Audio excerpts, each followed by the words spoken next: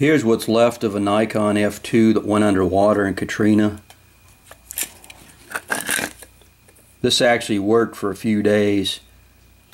Rinsed it off a bunch of times in water, but still had enough salt in it just to succumb.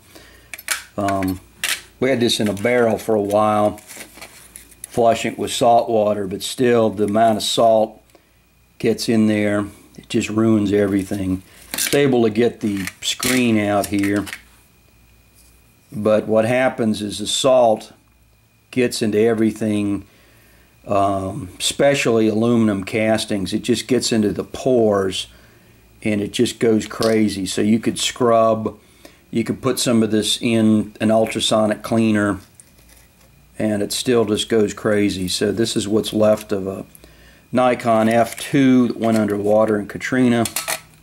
Somebody had asked me about an email about what happens, some other items that go underwater in Katrina. Oddly, like the flange here, which is like phosphor bronze or some type of material, this is generally unaffected to the flange. What really goes bad in here is you've got a lot of little fittings and things. The springs, even if you get something like this and it would had just a little bit of salt getting it, it attacks the high strength springs, which are generally made out of music wire, and it rusts the heck out of those things. But this is just showing the total devastation of this thing.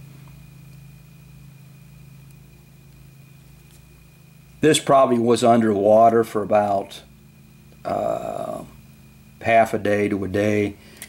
And we took the thing, and when I found this a day or two later, put it in a bucket of water, washed it over and over again. You were able to go ahead and clean this off, dry it out for a while. You could wind this, all the shutter speeds works. I actually took some photos with this after the storm, about a roll or two of film. The film hadn't gone underwater. I found it in a different place, but after a while it started to get kind of stuck together. I knew this thing was pretty much going to die, but it was kind of funny is that when this thing finally seized up, it really wasn't worth fixing because you could buy another one off eBay cheaper.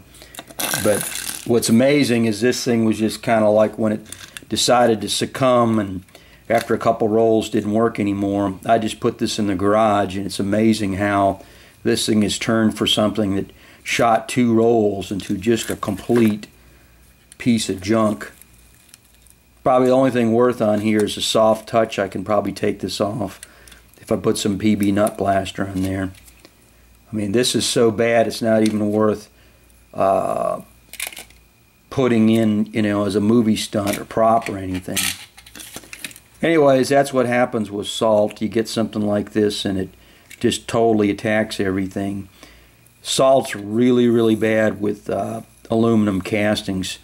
Even if you can totally clean something up in a totally mechanical camera like this, it'll get into the pores of the aluminum and you just get corrosion that pops back. It's like a cancer. And so you get salt that goes into the little cracks of the aluminum, and it'll just keep on coming back. So that if you go and wash this off, like this was put in an ultrasonic cleaner after the storm and rinsed over and over and over again with water, it still just keeps on coming back. This would come back again and again because the salt is just like gets into the casting like basically like a sponge. It gets into the pores of the aluminum. Metals like aluminum sometimes have some little cracks and stuff, and so it gets in there. So this is kind of what's left of the camera. Was a nice mighty Nikon F2 fully mechanical camera, and here it is. It's basically a bunch of junk.